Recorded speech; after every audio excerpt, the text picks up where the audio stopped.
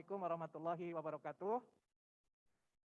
Alhamdulillah pada pagi hari ini kita diberi kesempatan untuk mengadakan workshop penulisan artikel untuk proceeding dan jurnal.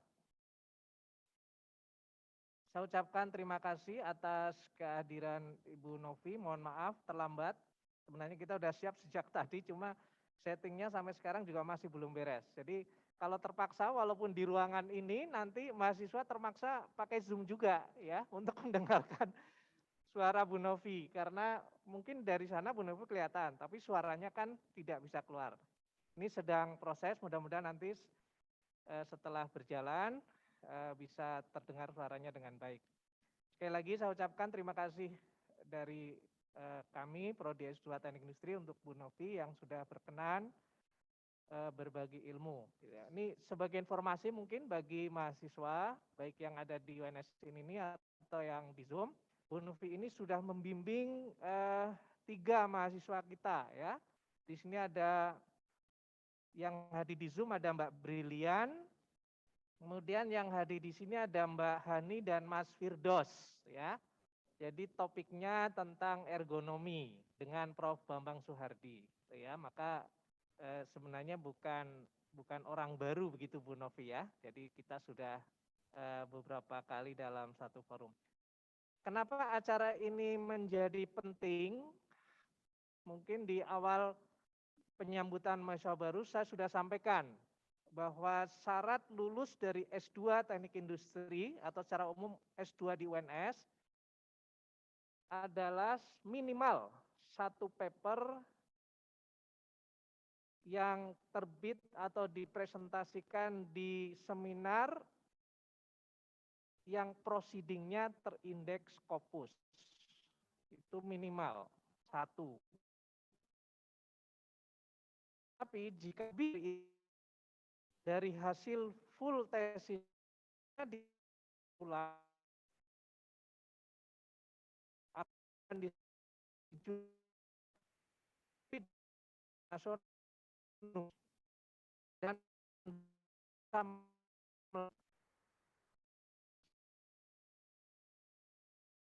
sekian bulan kemudian artikelnya diterima di jurnal tertinggi ya Q1.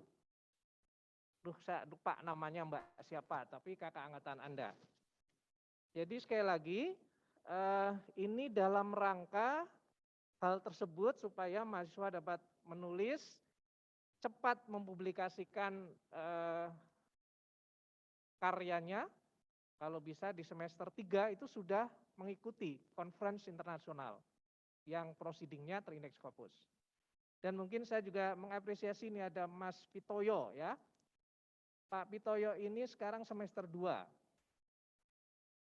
Sudah nulis 2 paper, walaupun baru disubmit ya. Yang satu disubmit di IOM di Bangladesh, satu lagi di Turki. Ya mumpung kita dalam kondisi pandemi, di mana kita tidak perlu datang konferensinya di Dhaka atau di Istanbul, maka ini memungkinkan. Ya. Tinggal misalkan Pak Pitoyo yang nulis saya koautornya itu berkaitan dengan mata kuliah rekayasa kualitas. Dengan Bu Yanti itu berkaitan dengan manajemen kualitas. Jadi sejak semester 2, kalau yang sudah semester 3 yang segera menulis, submit ke paper, kemudian submit ke International Conference, dan kalau itu sudah terbit terindeks Scopus atau accepted saja, nggak usah terbit ya, maka itu sudah bisa jadi syarat untuk lulus dari S2 Teknik Industri. Tentu saja syarat lainnya tesis harus selesai, penelitian harus selesai. Mungkin itu ya sedikit pengantar. Ini waktu sudah jam 9.30. Bu Novi, saya mohon izin nanti jam 9.30 saya kebetulan juga di sebelah ditunggu nguji S1. Kebetulan saya jadi ketua sidangnya, jadi saya sekali lagi ini mohon izin, waktu sepenuhnya saya berikan ke Bu Novi. Monggo Bu Novi.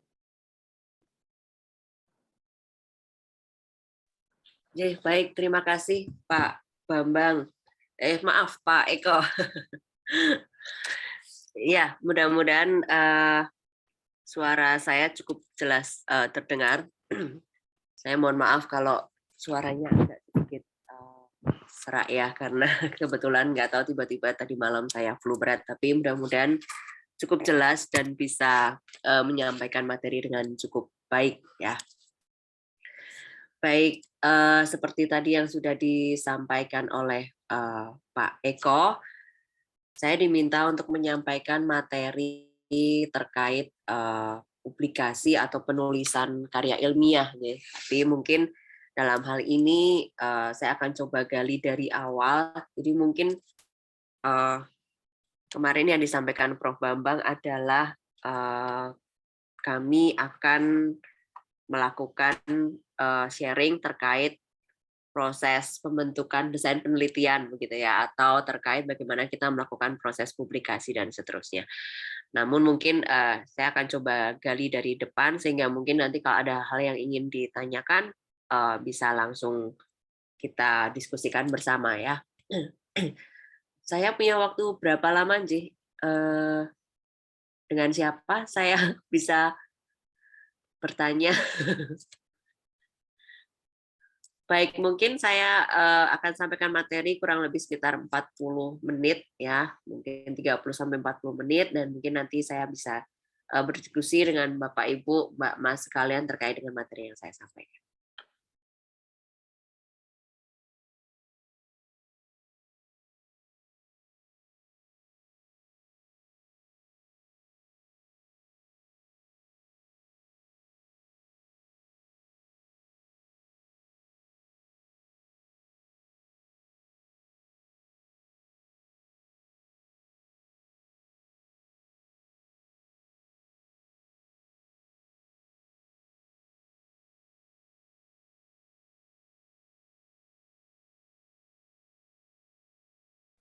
Baik, apakah PowerPoint saya sudah bisa dilihat? Sudah terlihat. Oke, baik, terima kasih. Baik, mungkin ini adalah materi yang akan saya sampaikan. Konteksnya adalah desain penelitian ya. Jadi mungkin tadi saya mendengar dari Pak Eko ada beberapa yang mahasiswa mungkin baru hadir, baru masuk ya, baru masuk perkuliahan, dan mungkin ada beberapa yang mungkin malah jauh lebih ahli dari saya ya, karena udah submit beberapa paper di seminar internasional dan seterusnya, yang mana mungkin saya sama-sama belajar ya, karena mungkin ada beberapa poin atau topik yang saya nggak terlalu tune in di situ. Baik, saya Bu Novi dari Departemen Teknik Industri Undip. Kebetulan saya juga berafiliasi di PUI PTC Biomes Undip. Jadi ini adalah salah satu PUI atau pusat unggulan iptek ya, yang ada di Undip, yang berbicara, yang membahas terkait alkes secara garis besarnya ya, atau alat kesehatan. Oke.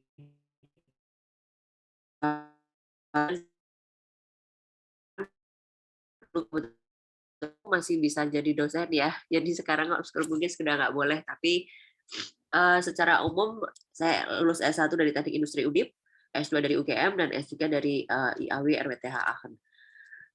Bidang minat saya ergonomi, secara garis besar ya.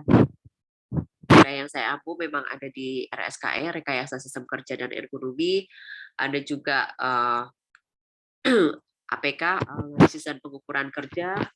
Lalu di mata kuliah bidang minat, saya mengampu di ergonomi kognitif, ergonomi lingkungan, atau ergonomi organisasi, atau dalam konteks yang cukup detail di human computer interaction. Ya, beberapa konsep seperti design for sustainability dan seterusnya beberapa kali juga ada di situ, tapi mungkin nggak terlalu detail ya. Kami lebih banyak berkutat di sisi ergonominya, gitu ya. Baik, ini adalah agenda kita terkait dengan materi hari ini. Yang pertama adalah pendahuluan, lalu nanti dilanjutkan dengan desain penelitian, nanti ada penulisan karya ilmiah publikasi, dan penutup ya, mungkin kesimpulan. Baik, yang pertama adalah apa sih definisi dan tujuan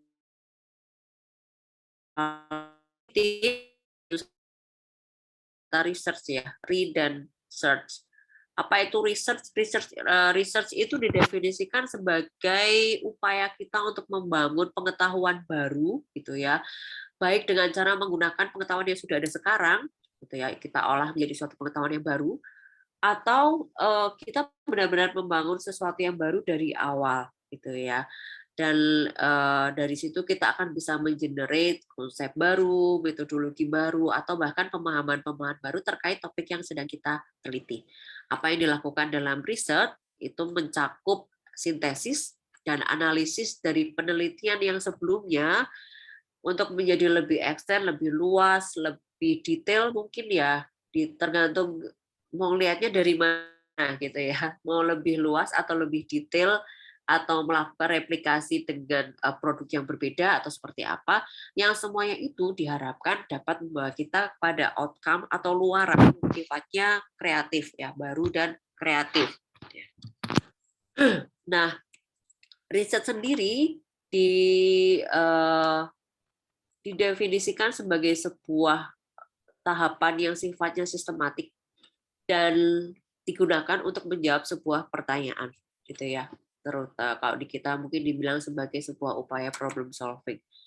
Karakteristiknya kita melakukan pengamatan, melihat ada gejala apa di situ, fenomena apa di situ, sifatnya sistematik dan objektif. Nah, ini mungkin poin-poin yang cukup penting ya untuk karya ilmiah. Jadi Anda pasti sudah dididik sejak S1 bahwa pada saat kita melakukan penelitian ilmiah, secara mudahnya kita harus bilang bahwa semuanya harus ada dasarnya. Semua harus ada sumber referensinya gitu ya. Atau kalau ada hasil pengamatan ya ada bukti hasil pengamatannya seperti apa. Nah, itu mungkin poin yang cukup penting untuk menunjukkan bahwa kita melakukan penelitian secara ilmiah gitu ya.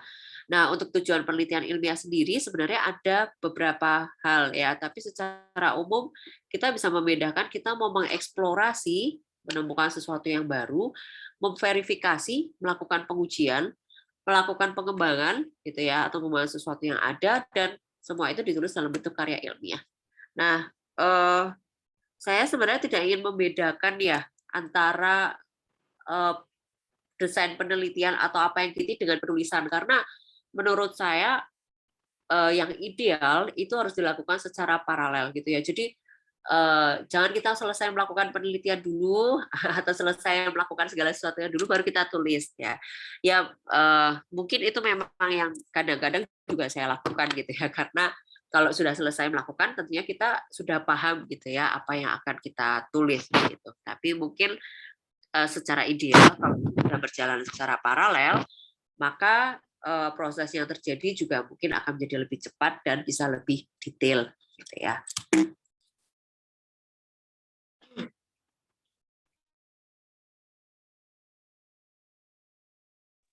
Oke, baik. Oke. Nah, bagaimana cara kita memulai perjalanan sebuah riset gitu ya. Tahapan untuk membangun sebuah desain penelitian biasanya kita mulai dengan mencari topik penelitian gitu ya. Setelah itu kita membangun desain penelitian, lalu kita tulis gitu. Jadi sebenarnya tahapan ini yang seperti saya bilang mungkin nggak harus selesai penelitian baru ditulis, mungkin nggak seperti itu ya. Tapi secara paralel bisa dilakukan itu akan menjadi lebih baik. Yang pertama adalah mencari topik penelitian. Di mana saya bisa menemukan topik penelitian gitu ya. Yang paling gampang adalah satu kalau dosping Anda punya project ya, atau punya klaster penelitian. Kalau di kami mungkin seperti PUI, CBOM seperti itu, atau di lab gitu ya, atau project penelitian dosen. Kami biasanya membuka lowongan asisten penelitian yang nanti bisa dipakai untuk karya ilmiah, baik untuk tesis atau untuk TA gitu ya. Nah, di situ biasanya sudah ada topik-topik yang memang diberikan. Saya mau dibantu untuk meneliti ini gitu. Nah, itu mungkin cara yang paling gampang gitu ya. Terutama kalau topiknya sesuai dengan bidang minat Anda. Nah, itu udah tinggal jalan aja gitu. Meskipun mungkin nanti ada halangan dan seterusnya, tantangan, tapi tentu saja akan ada bantuan gitu ya dari para klaster, para orang-orang yang terlibat di klaster untuk melanjutkan penelitian itu. Yang kedua adalah permasalahan industri atau di tempat kerja gitu ya. Jadi sorry. Kalau topiknya adalah mengacu ke sebuah area kerja, misalkan Anda mau ambil studi kasus di sebuah industri atau di suatu tempat kerja, misalkan salah satu bimbingan saya di UNS dulu di rumah sakit gitu ya. Maka apa yang mau kita bahas ya ini akan terkait dengan poin ketiga dengan keempat. Jadi Anda akan bisa mencari topik dulu, setelah itu menemukan permasalahan yang sesuai dengan topik itu, gitu ya. Cari tempat yang sesuai dengan topiknya. Atau kebalikan, Anda masuk ke suatu tempat, mendapatkan di situ ada gejala dan permasalahan yang seperti ini, baru Anda tentukan metode atau topik penelitian Anda. Itu ya, ada bisa bukan pilih, tapi mana yang ada di kondisi Anda gitu ya. Karena itu bisa terjadi seperti itu. Dan yang kelima adalah personal interest. Jadi bukan nggak disarankan begitu ya, tapi memang agak susah kalau kita membangun suatu penelitian karena personal interest. Jadi tentu saja boleh ya. Jadi cari materi-materi atau baca-baca dan seterusnya. Kalau memang tertarik ke topik situ, pasti akan Anda menemukan suatu gap gitu ya. Dari semua yang sudah saya baca, saya melihat bahwa semua topiknya adalah terkait ini gitu ya. Dari situ Anda bisa lihat kayaknya menarik jika apa yang sudah saya baca diimplementasikan ke mana gitu ya. Atau dari semua yang saya baca saya belum menemukan topik yang terkait apa gitu ya. Itu kira-kira untuk mencari topik penelitian. Nah, untuk membangun desain penelitian sendiri pada dasarnya ini sama dengan proposal penelitian ya. Apa yang harus dicari tahu di sini? Kondisi aktual yang mau Anda bahas, di situ ada permasalahan apa, ada gejala apa, penelitian sebelumnya seperti apa gitu ya. Dari situ Anda akan menentukan bahwa dari permasalahan yang ada, saya punya nih pertanyaan terkait penelitian itu. Gitu ya. Jadi ditentukan tujuannya apa, Anda harus baca atau menjelaskan studi pustaka apa nih yang terkait dengan tadi ya permasalahan yang mau kita pecahkan. Metode yang digunakan, kita olah, kita bahas, dan simpulkan. Nah, penulisan karya ilmiah sendiri tentu saja idealnya tadi ya berbarengan dengan membangun desain penelitian. Namun secara umum tentu saja kita berbicara tentang template atau format, tata tulis ilmiah, definisi masing-masing bab dan subbab, dan referensi. Nanti mungkin akan kita bahas cukup detail di belakang, tapi secara apa ya, secara umumnya gitu ya. Kalau kita menulis satu karya ilmiah, Anda harus perhatikan benar-benar template atau format. Karena itu yang pertama kali dilihat gitu ya. Kalau itu salah, udah pasti bukan ditolak ya, tapi disuruh memperbaiki dan seterusnya. Dan itu menguras waktu gitu ya. Sehingga pastikan dari awal menulis template dan formatnya seperti apa. Tata tulis ilmiah, tata tulis ilmiah itu sebenarnya basicnya sederhana ya, SPOK gitu kan ya, pakai subjek, predikat, objek jika ada atau keterangan jika ada. Lalu perhatikan kata-kata seperti di, ke, dan seterusnya, mana yang perlu disambung, mana yang enggak gitu ya. Kata sambung seperti namun, walaupun, sedangkan, dan seterusnya itu jangan di depan kalimat. Intinya seperti itu gitu ya. Tapi mungkin ada beberapa apa ya, poin-poin yang sifatnya sederhana tapi terlewat, tapi itu mengganggu gitu ya, karena penulisan ilmiah itu untuk kalau saya bilang sempurna sih sebenarnya nggak boleh ya, tapi harus benar-benar sebisa mungkin kita menghindari kesalahan-kesalahan yang sifatnya seperti itu ya, tata tulis sayang gitu, karena itu mempengaruhi penilaian dari satu artikelnya. Lalu definisi masing-masing bab dan subbab kalau diperhatikan juga, karena bisa jadi apa yang ada di bab laporan Anda dengan saya berbeda gitu ya, karena kita punya masing-masing format atau template. Lalu referensi, ada berbagai jenis penulisan referensi ya.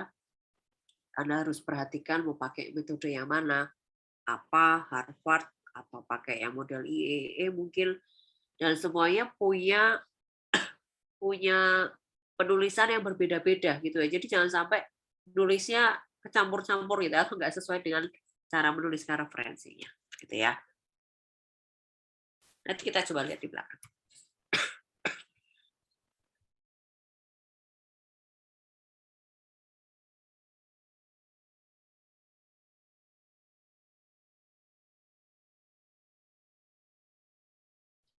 Nah, yang pertama adalah topik penelitian.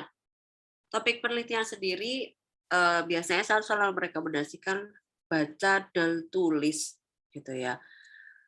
Baca sebanyak mungkin jurnal, paper, buku atau apapun yang terlibat di penelitian Anda. Dan yang kedua adalah tulis. Tulisnya nggak harus tulis tangan ya, boleh diketik, boleh di apa yang mau ditulis tangan juga boleh sih, boleh diketik di Word atau di Excel.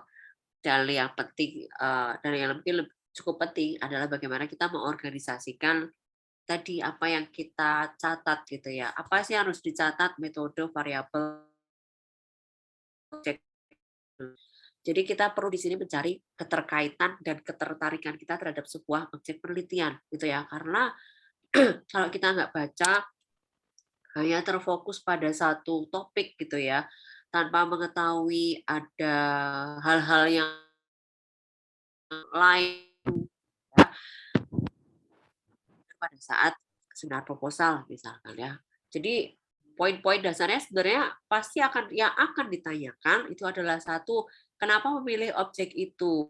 Ada masalah apa gitu ya.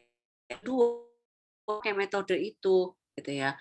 Kenapa nggak pakai metode yang lain gitu ya? Kalau dijawab karena metode ini yang paling tepat, Anda harus bisa jelaskan di mana yang Anda objek dipakai yang salah adalah kenapa ketika atau peran daerah itu gitu ya. Aku cari gitu ya. Metode kemarin ya, mungkin bisa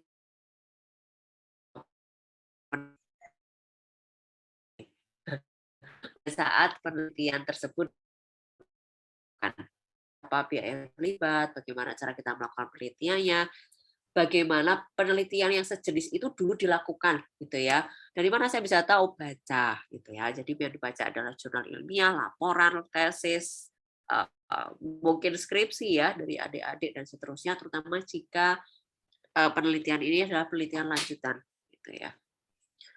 Lalu diskusi dengan dosen, rekan angkatan, asisten dosen. Sorry.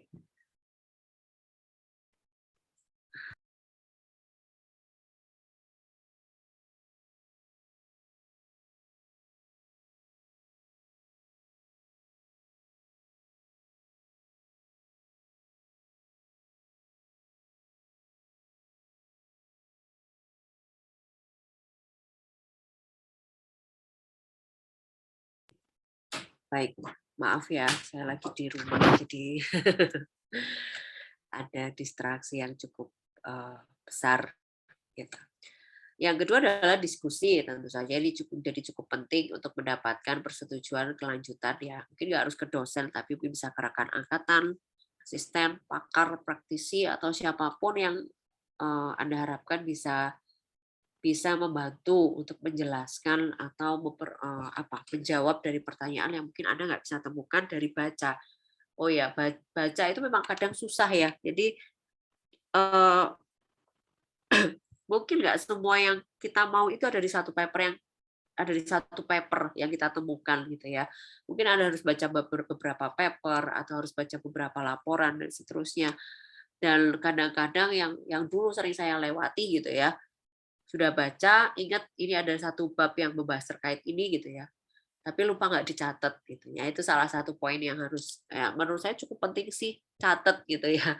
Jadi dari buku ini atau dari halaman ini kalau Anda temukan sesuatu yang menarik atau yang menurut Anda cukup related gitu ya, catat gitu ya. Karena kadang-kadang kalau habis itu terus lupa gitu ya. Saya baca ini di buku yang mana ya, atau saya baca ini di penelitian yang mana. Nah, itu nanti susah nyarinya ya. Jadi baca dan catat tulis ya, diskusikan. Gitu. Itu berjalan secara terus-menerus sampai topik Anda sesuai. Nah, topik penelitian sendiri nanti itu akan tercakup dalam sebuah proposal yang baik begitu harusnya ya. Jadi semua kondisi aktual tantangan metode yang akan dibuat disertai dengan studi literatur dan metode, ini akan menjadi sebuah proposal penelitian. Jadi apa yang harus Anda cari? Yang pertama adalah kondisi aktual. Anda harus bisa menjelaskan bahwa di sana itu kondisi aktualnya apa. Jadi misalkan Anda mau bikin penelitian terkait terkait bagaimana kondisi K3 di suatu perusahaan, gitu ya. Maka yang harus Anda lakukan ya harus Anda berikan kondisi aktualnya di sana seperti apa. Apakah ada kecelakaan kerja? Apakah di sana sudah ada SMK 3? Apakah di sana sudah mendapatkan standar ya atau ISO dan seterusnya terkait K3 misalkan seperti itu. Dari situ Anda akan bisa lihat bahwa ada gejala-gejala yang nantinya akan menjadi menjadi dasar permasalahan atau research questions kita, gitu ya. Dari situ kita akan beranjak ke penelitian terkait. Jadi biasanya poin kuatnya cukup di sini ya. Kenapa kita ambil topik ini? Kenapa nggak topik yang lain gitu ya? Kenapa metode yang digunakan untuk membantu memecahkan masalah adalah metode yang ini gitu ya? Kenapa nggak metode yang lain? Nah, untuk penulisannya sendiri bisa beda-beda ya. Jadi kadang-kadang kalau di Undip ini bisa masuk ke bab 1, bisa masuk ke bab 3 atau ke bab 2 bahkan ya untuk menjelaskan terkait metode yang digunakan. Jadi kalau di bab 1 biasanya sedikit penjelasan kenapa metode yang digunakan adalah metode itu, bukan metode yang lain. Di bab 2 atau di bab 3 itu biasanya terkait gap penelitian. Penelitian yang sudah ada itu ini gitu ya.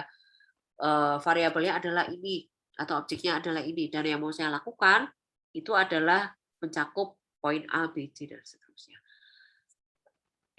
Nah, satu hal mungkin yang beberapa kali cukup sering saya temui, sebisa mungkin buat proposal yang sifatnya sistematis. Sistematisnya gimana? Nah, lihat dari sini. Sistematis itu cakupannya juga dari umum ke khusus ya. Jadi umumnya juga mungkin nggak harus yang luas gitu ya. Misalkan saat ini perkembangan teknologi itu sudah sangat pesat. Itu kalimat pengantar yang biasanya saya suruh coret kalau mahasiswa bimbingan saya ya. Kenapa? Karena terlalu luas gitu ya. Jadi umum ya umum gitu, tapi jangan yang terus satu Indonesia disebutkan semua gitu ya. Itu jadi sangat luas dan kadang nggak related dengan apa yang akan kita bahas. Umum di sini ya boleh umum tapi jangan terlalu luas. Jadi kalau misalkan tadi dibahas K3 ya boleh misalkan dibahas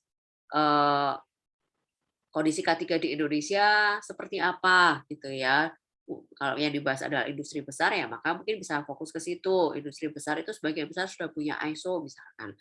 Atau jumlah kecelakaan kerjanya dari tahun ke tahun di Indonesia itu naik gitu ya atau seperti apa atau turun gitu. Sementara di perusahaan tempat Anda melakukan penelitian jumlahnya justru naik misalkan seperti itu ya itu boleh gitu. Tapi jangan yang sampai jauh gitu ya. Misalkan dibahas K3 di perusahaan, kalimat paragraf pengantar umumnya membahas terkait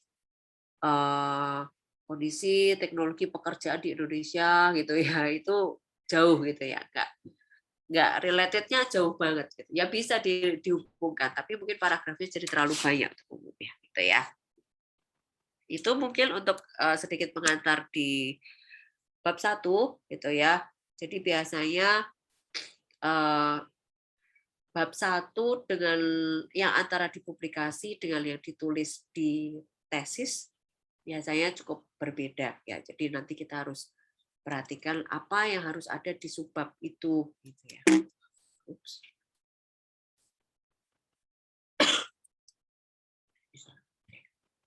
Yang kedua adalah studi pustaka.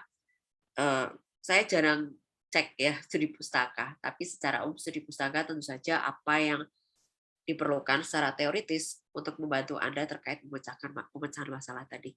Jadi bagaimana kita baca literatur, buku, catatan, atau laporan yang ada hubungannya dengan permasalahan yang mau kita pecahkan. Sumber pustaka dari mana? Referensi buku-buku ya, terutama yang sifatnya teoritis. Nah, untuk jurnal-jurnal penelitian yang dipublikasikan di jurnal reputasi atau proceeding dan seterusnya, ini menjadi poin yang cukup besar biasanya untuk di bab 1 dan di bab 3 ya. Kalau di bab 2 biasanya untuk membahas terkait gap penelitian. Tapi kalau untuk yang sifatnya teoritis ya kayak apa ya, misalkan kalau K3 ya mungkin arahnya ke NIOSH gitu atau penggunaan atau Anda mau pakai yang mana nih poin-poinnya, hierarchy of control-nya, ambil dari buku itu biasanya buku referensi gitu ya. Ya meskipun buku referensi itu kadang-kadang lama tahun 1950 gitu ya. Tapi mungkin Anda bisa update dengan beberapa. Ada banyak buku-buku baru yang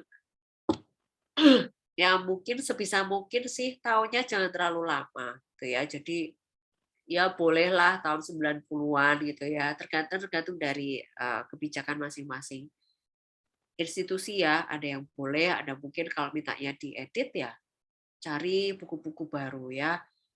Ada banyak e-book yang gratis bisa di-download, bisa dibaca gitu ya dan bisa membantu kita untuk membahas terkait topik yang kita bahas ya. Majalah, hasil-hasil penelitian, disertasi meskipun mungkin nggak lengkap ya atau kalau mau lengkap biasanya harus datang ke perpus ya atau sumber-sumber lain ya internet, koran yang sifatnya memang mungkin menjelaskan fakta yang sudah kita bahas. Nah, itu juga bisa dipakai. Nah, ada beberapa tools yang bisa kita pakai itu melakukan studi pustaka ya. Misalkan Publish or Perish itu Anda tinggal masuk ke terutama untuk jurnal-jurnal ya, reputasi dan seterusnya. Anda bisa pakai beberapa tools seperti Publish or Perish. Mind map ini bisa dipakai membantu kita untuk memetakan nih, kita perlu apa saja gitu ya, karena kadang-kadang kita suka kelewat gitu ya. Kita mau ngerjain apa, ternyata ada satu bagian yang belum kita bahas di pustakanya. Nah, itu kita bisa pakai kayak mind map atau peta pikiran gitu ya. Jadi topik kita apa, lalu nanti dibuatin kayak cabang-cabang gitu ya. Untuk bisa menyelesaikan masalah di topik ini, kita perlu apa saja. Nah, itu nanti dibahas satu-satu. Bisa pakai Force Viewer. Force Viewer ini banyak temennya ya, ada bibliometrik, ada Force Viewer, ada macam-macam. Yang intinya membantu kita untuk memetakan penelitian kita. Jadi penelitian kita itu apa judulnya gitu ya, atau topik besarnya, topiknya apa, dan yang terkait di situ itu apa gitu ya, sehingga pada saat nanti kita melakukan proses pada saat kita mencari tahu penelitian-penelitian yang sejenis, kita bisa langsung ambil dari sini gitu ya, karena itu membantu kita langsung keluar gitu hasilnya itu apa aja gitu ya.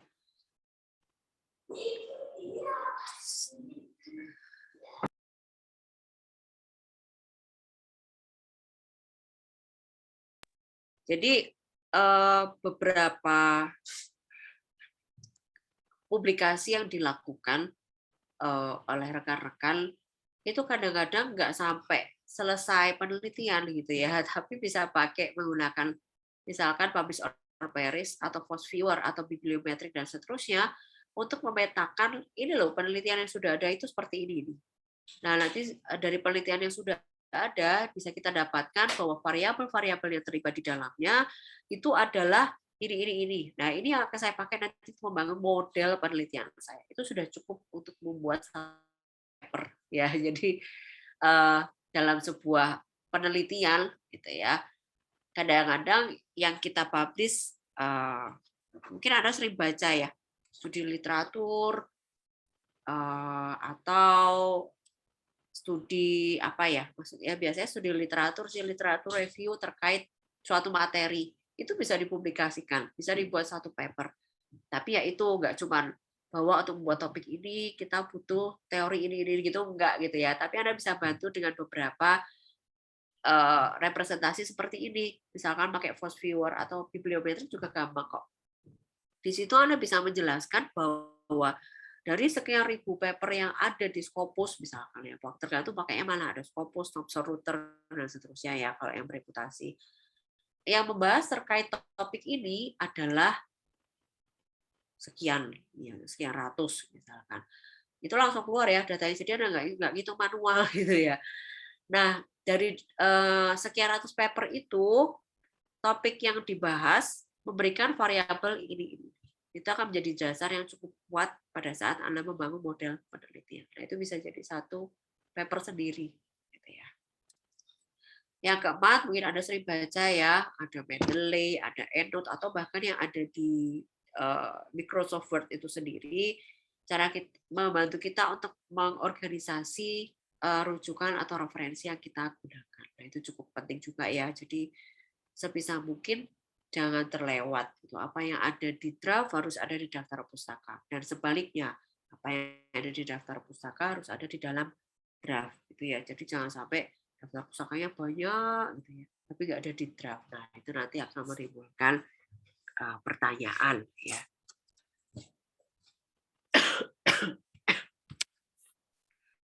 Oke, untuk dalam elemen desain penelitian sendiri, ada pertanyaan, tujuan penelitian yang secara akurat apa, tekniknya apa, metodenya bagaimana,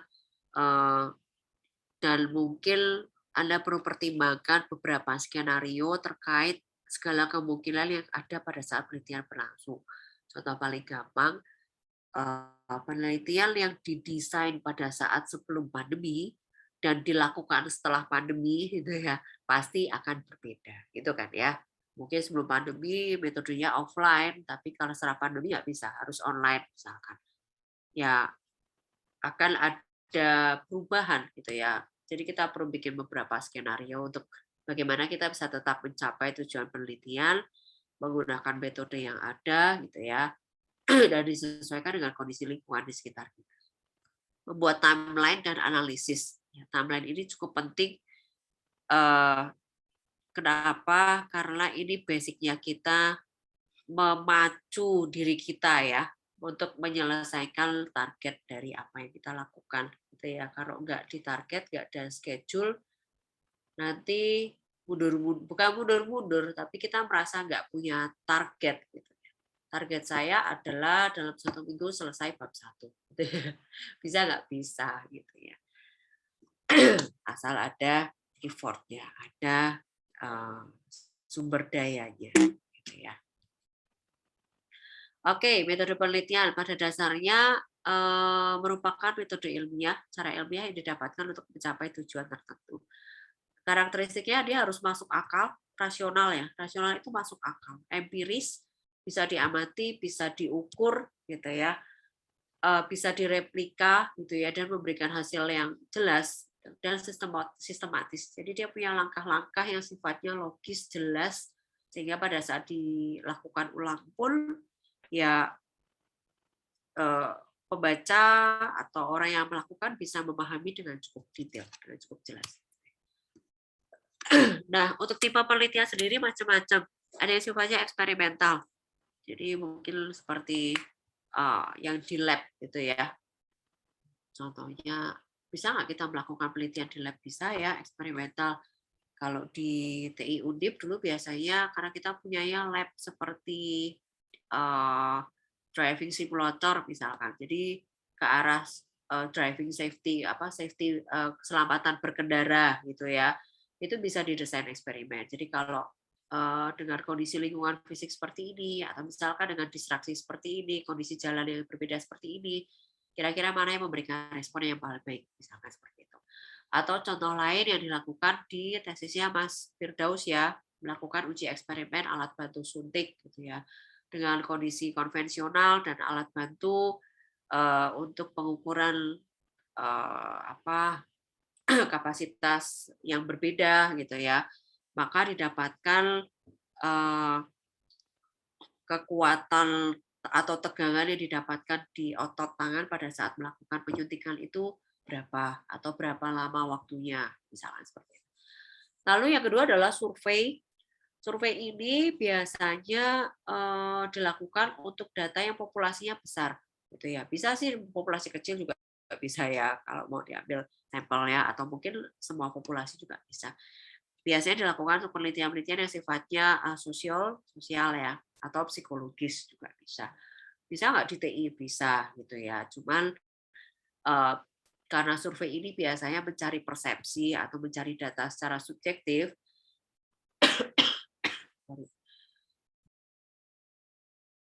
maka biasanya bentuk metode penelitiannya tidak hanya survei, tapi juga dibantu dengan penelitian secara kuantitatif ya. Jadi mungkin secara persepsi iya, tapi dibantu dengan atau didukung dengan data yang sifatnya kuantitatif. Ya, misalkan penyelesaian tugas. Misalkan kayak gini, menurut Anda produk ini bagus nggak? Gitu ya. Susah nggak mengoperasikannya? Misal kita bicara usabilitas ya. Mudah-mudah gitu ya. Dari mana Anda bisa bilang mudah? Itu kan subjektif ya. Orang bisa bilang mudah, bisa bilang susah gitu kan ya. Bagaimana kita bisa memastikan hal tersebut? Ya, Anda bisa cari tahu, misalkan kasih barangnya, bukan kasih, maksudnya minta responden untuk mengoperasikan barangnya, misalkan seperti itu. Sehingga pada saat di situ Anda bisa menganalisis apakah dia cukup cepat belajar, misalkan ya, berapa lama waktu untuk menyelesaikan, misalkan mencari tahu aplikasi ini gitu ya. Kalau dia bilang mudah-mudah gitu ya, tapi waktu untuk mengoperasikannya lama banget gitu. Itu artinya ada ketidaksesuaian antara data subjektif dengan data objektif kita gitu kan ya. Karena itu akan jadi cukup apa ya? Cukup penting bagi orang teknik untuk memastikan bahwa data yang kita dapat itu memang benar-benar objektif, sebisa mungkin objektif. Longitudinal itu biasanya data rentang waktu yang cukup panjang, beberapa tahun dan seterusnya. Dan studi kasus ini biasanya untuk fase penyelidikan di suatu area gitu ya. Di situ sudah ada proses historis, ada proses survei gitu ya. Dan kita ingin menjelaskan suatu proses yang terjadi dari sisi kausalitas, ada aspek sebab akibat gitu ya. Jadi di sini biasanya studi kasus ini untuk proses persiapan sih, biasanya tidak untuk menguji suatu masalah, tapi persiapan atau kadang-kadang dipakai sebagai pilot project ya. Jadi awalan gitu ya. Di sini seperti ini, tapi secara umum pada saat kita masuk ke penelitian, makanya kita bahas nggak cuma tentang studi kasus itu, tapi bagaimana kita bisa menghasilkan sesuatu yang sifatnya cukup general, bisa diimplementasikan di penelitian yang lain gitu ya. Oke, bagaimana kita membangun riset? Secara umum ini terkait dengan budaya riset kita, gitu, budaya penelitian kita. Satu, bikin habit yang baik. Dua, organisasikan. Dan ketiga, assembly panel of participants. Yang dibahas di sini adalah research habitual, itu terkait dengan bagaimana kita membangun budaya habit, kebiasaan kita saat melakukan riset gitu ya. Karena Anda sudah lulus S1 gitu ya, pasti ingat kan dulu saat bikin skripsi atau tugas akhir itu berapa lama gitu ya. Anda sudah punya bayangan apa kesulitan Anda pada saat melakukan penelitian gitu ya. Bagaimana budaya saya pada saat melakukan penelitian.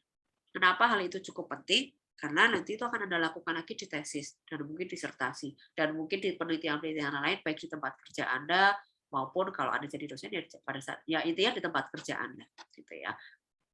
Nah, meskipun mungkin tipe riset itu berbeda-beda, tapi secara umum apa yang kita lakukan, problem yang kita hadapi pada saat bekerja itu memerlukan riset gitu kan ya. Jadi pada saat Anda melakukan suatu riset, bangunlah kebiasaan riset yang baik gitu ya. Satu, nggak ada orang yang tahu jadwal Anda, tim Anda, atau sumber daya yang Anda punya, gitu ya, yang lebih baik daripada Anda sendiri. Yang tahu ya Anda, gitu kan ya. Jadi bangunlah sebuah pemahaman bahwa Anda yang melakukan riset, gitu. Sehingga kalau Anda nggak bergerak, gitu ya, Anda ini ketuanya, ketua tim di riset Anda, gitu ya, yang bikin tesis, yang bikin skripsi itu kan Anda, sehingga Anda harus yang bergerak. Kalau Anda nggak bergerak ya nggak selesai gitu ya, nggak bisa jalan risetnya. Ada yang tahu jadwalnya, kapan saya bisa melakukan riset saya. Ada yang tahu sumber daya Anda gitu ya. Secara kapabilitas, secara kemampuan, kapasitas dan seterusnya, saya punya kemampuan seperti apa. Itu terkait dengan yang kedua. Be realistic about your resources. Jadi kemampuan sumber daya Anda itu seperti apa? Waktunya, pola pemikirannya, atau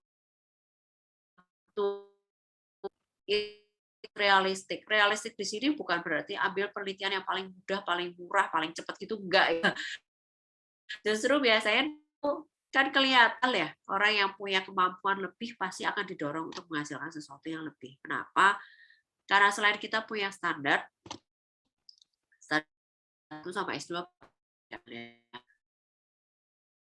banyak ngobrol dengan Pak Eko maupun teman PNS, tapi kalau mulai S1 itu targetnya adalah menghasilkan output yang berupa misalkan produk atau SOP atau model matematis atau model simulasi dan seterusnya dan hasilnya gitu ya.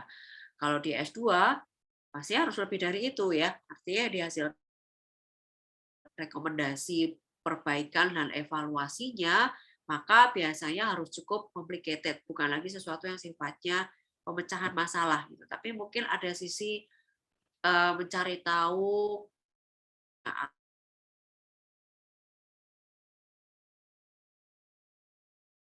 cukup. Artinya gini, standar gitu ya. Tapi apakah Anda mau sesuai standar aja gitu, dalam tanda petik B aja gitu ya, atau sebenarnya kapabilitasnya di atas itu. Karena kan saya yakin kalau Anda ambil S2 pasti sebenarnya secara pola pemikiran dan seterusnya harusnya lebih baik gitu ya. Nah, mungkin memang yang susah itu adalah tadi syarat nulisnya itu gitu ya. Kalau nggak terbiasa nulis mungkin agak susah gitu ya, karena pola pemikirannya adalah praktis gitu ya, agak caranya ke arah umum, itu bisa dibentuk, bisa dipolakan gitu ya. Yang penting ada template gitu ya, ada sumber daya referensi yang cukup, resources sumber daya yang cukup, maka itu bisa dilakukan gitu ya. Stick to the plan gitu. Jadi pastikan oh ini isinya sama, tapi intinya pastikan Anda mau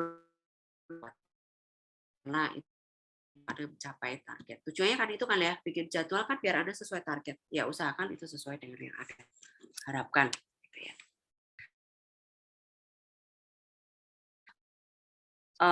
Anda bisa melakukan penelitian yang paling bagus di dunia gitu ya, tapi itu nggak akan berguna kalau itu ya sudah cuma jadi laporan tesis atau tidak ditemukan lagi, Anda lupa naruh di mana gitu ya.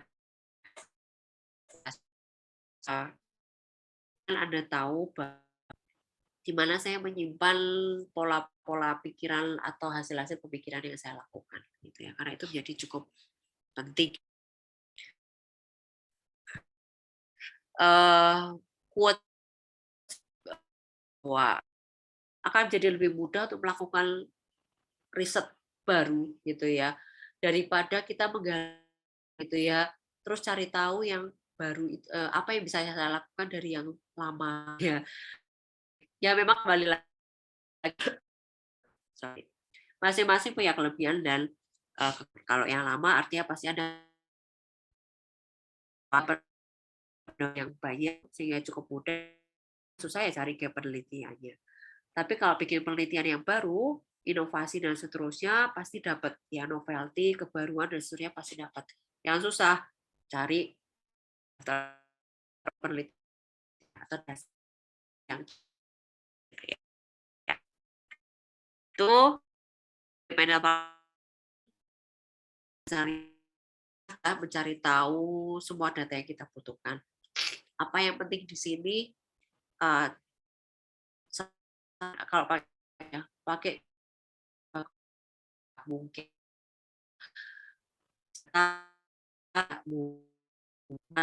jadi enggak gitu ya, tapi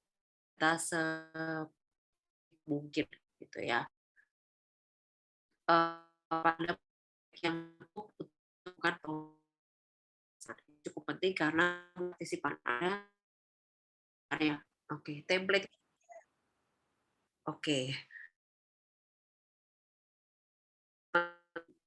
gitu ya. Apa jumlah halaman yang boleh, format penulisan draftnya seperti apa, referensinya seperti apa.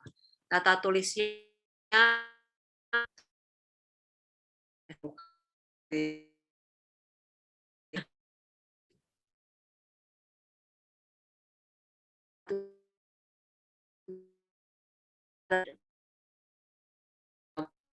itu pastikannya skripsi atau di laporan akhir Anda diminta membuat kerangka pikir atau flowchart gitu ya.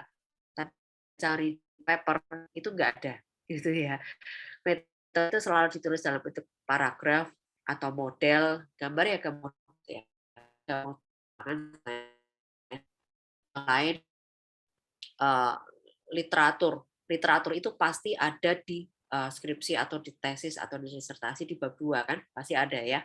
Sementara di paper tidak semuanya meminta satu chapter khusus untuk literatur review ya. Kadang-kadang itu ditaruh di bab 1, kadang-kadang sekalian dijelaskan di bab 3. Contohnya seperti itu. Atau contoh lain, di kesimpulan kalau di laporan itu biasanya menjawab tujuan kan ya. Jadi biasanya di poin-poin, kalau tujuannya 3 ya jawabannya kesimpulan ada 3 gitu ya. Kalau di paper itu biasanya kesimpulan dan penelitian selanjutnya itu ditulis dalam bentuk paragraf. Jadi nggak poin-poin misalkan seperti itu. Nah, hal-hal praktis yang praktek yang seperti itu yang kadang-kadang mungkin dicampur aduk gitu ya, bikin papernya basisnya laporan ya boleh gitu ya, tapi tentu saja harus disesuaikan gitu ya. Jadi jangan asal copy paste, tapi disesuaikan dengan kebutuhan penelitian yang dipublish itu yang mau seperti apa gitu ya. Jadi nggak semuanya langsung copy paste, tapi harus diedit ya, disesuaikan. Referensi, tipe-tipe referensi, cara penulisannya beda-beda, tadi saya sudah sebutkan. Kelayakan jumlah dan sumber referensi. Kelayakan jumlah akan kembali lagi dari kebutuhan masing-masing publikasi. Kalau Anda lihat di bawah ya. Ini publikasi dari yang paling tinggi sampai yang bukan paling rendah, tapi sesuai dengan kebutuhan saja. Artinya kalau di jurnal internasional reputasi, misalkan terindeks Scopus atau terindeks Thomson Reuters atau di mana, maka bisa jadi Anda akan butuh referensi mungkin sekitar 60, 100, 150 dan seterusnya. Gitu ya. Kalau tidak bereputasi ya mungkin di bawah itu sekitar 20, 30. Jurnal nasional atau terakreditasi SINTA itu untuk SINTA 1 dan SINTA 2 karena nilainya cukup tinggi maka biasanya dia bukan meminta sih tapi kelayakan jumlah referensinya ya berkisar di antara 30, 40 gitu ya atau 50 mungkin di sekitar angka itu 30 20 sampai 30. Prosiding internasional kalau yang terindeks biasanya di angka sekitar 20 ya, 20 25. Kalau yang tidak ya mungkin bisa di bawah itu ya 15 misalkan. Kalau prosiding nasional ya biasanya di sekitar 10 atau 15. Nah, mungkin karena Anda diminta tadi disebutkan oleh Pak Eko untuk lulus S2 di UNS diminta menulis di proceeding terindeks Scopus, maka ya referensi yang digunakan ya sebisa mungkin di atas 20 ya, sebisa mungkin. 20 pun sebisa mungkin sebagian besar adalah jurnal internasional atau proceeding internasional ya. Jadi jangan buku reference apalagi bahasa Indonesia gitu ya boleh gitu ya tapi ya 1, 2, 3 is okay ya atau 5 mungkin oke tapi jangan dari 20 reference yang 15 buku bahasa Indonesia yang 5 paper dari jurnal nasional. Nah itu nanti dipertanyakan gitu ya ke dari pihak reviewernya apakah ini cukup bereputasi atau enggak gitu ya. Ini salah satu jenis paper saya. Kebetulan publish-nya di seminar internasional terindeks ya. Yang saya lakukan adalah membuat membuat desain pengujian terintegrasi untuk sebuah produk prosthetic hand atau tangan palsu. Ya. Oke. Konten ini untuk konten publikasi ya, artinya publikasi paper, bukan di laporan. Jadi background karena kebetulan berbahasa Inggris, maka isinya berbahasa Inggris. Introduction, method, dan seterusnya.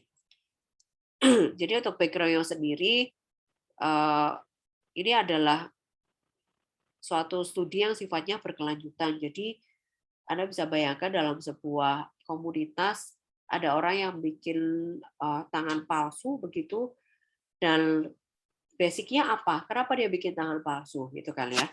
Yang pertama karena kondisi kesehatan manusia itu berbeda-beda.